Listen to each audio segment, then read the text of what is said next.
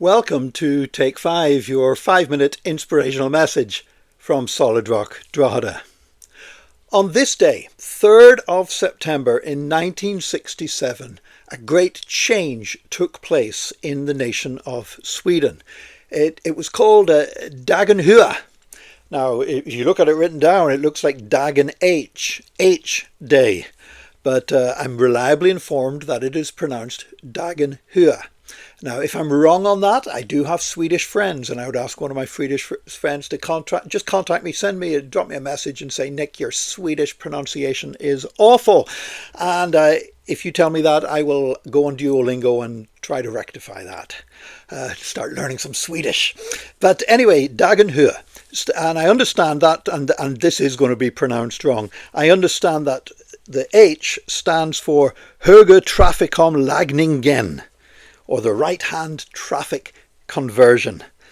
Basically, up until 1967, cars in Sweden drove on the left-hand side of the road, like we do here in Ireland, like people do in Britain and some of the Caribbean islands and stuff like that. But the other nations, the nations closely connected to them, Norway and Finland, traffic drove on the right-hand side of the road. Not only that, a lot of the vehicles that were being imported into Sweden were left-hand drive vehicles, so they were basically made to drive on the right side of the road. So that caused more accidents. And so the Swedish government proposed changing it so that they would start driving on the right, like the people in Norway and Finland and most of mainland Europe. 83% of the population opposed changing it, but the government said, you know what, for the reason of safety, we've got to go ahead with it anyway. Change is not always popular, by the way. Well, it wasn't just a case of changing the side of the road you had to drive on. You had to prepare people how to do this. Otherwise, you're going to have dreadful accidents.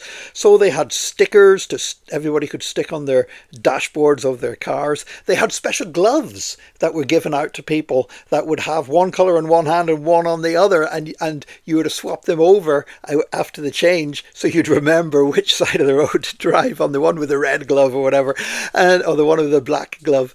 And also they had massive advertising, logos on milk cartons, for example, reminding people, and even on people's underwear. So when they put their underwear on every morning, hopefully having changed it, they would be reminded that this big change was coming to start driving on the right-hand side of the road instead of the left. But it's not just starting driving on a different side of the road. Think of the other changes. Traffic signs. All the traffic signs had to be changed. 350,000 traffic signs across Sweden had to be changed. The markings on the roads. Now, how do you change them for an instant? Well, they put the new traffic signs up, but had them covered by tape.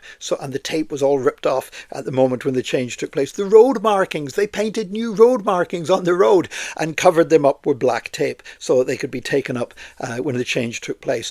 But even think about headlamps. The headlamps on cars are made to shine in a particular direction to light up where you're going, rather than shining in the eyes of the drivers coming in the other direction. They all had to be changed. Bus stops. Bus stops had to be switched to the other side of the road, and even the buses. They had to buy new buses with the doors on a different side of the bus. I mean, it was a massive undertaking. And it took place on Sunday, the 3rd of September, between 1 a.m. and 6 a.m. because they reckoned like early hours of Sunday morning, there's probably least traffic on the road at the time. And in fact, most non-essential traffic was told to keep off the road at that time, between 1 a.m. and 6 a.m. But then at 4:50 a.m., everything on the road, didn't matter if it was a fire engine, an ambulance, whatever, had to stop at 4:50 and slowly move to the other side of the road. And then at 5 a.m. they could start driving again, and the change had taken place. Now, what were the results of it? Well, it did reduce traffic accidents. For a while, it took about 4 years till they got back up to a level of accidents, because that's just the way people are. And also car insurance premiums came down because there was less accidents. The insurance companies weren't paying out as many claims, and so cost of people's car insurance went down as well. But the change took place. You know what? I mean, I find that fascinating, this kind of stuff, but it just reminds me of this, that might seem like a great change. That is as nothing compared to the change that God makes in our lives. There was a day in my life when I was very much headed in the wrong direction. I wasn't just on the wrong side of the road, I was headed in the wrong direction. And I needed a dramatic change in my life. And you know what? It wasn't just a case of just saying, well, I'll turn around and go a different way. My heart had to be changed. My mind had to be changed. A whole set of circumstances had to go into play for people to share the gospel with me and everything else. But God looked after all that. God did all of that. So I could come to a point where I could say, Jesus, I want you to come into my life and make the greatest transformation. Never mind Dag and Hua. This was day one for Nick Park to live my new life. And God changed my life perfectly. And I pray he will do the same for you in Jesus' name. If you've not already experienced your great change in your life. If you haven't, it's time for a change. God bless you. Join us again tomorrow for another Take 5, your 5-minute inspirational message from Solid Rock Drogheda.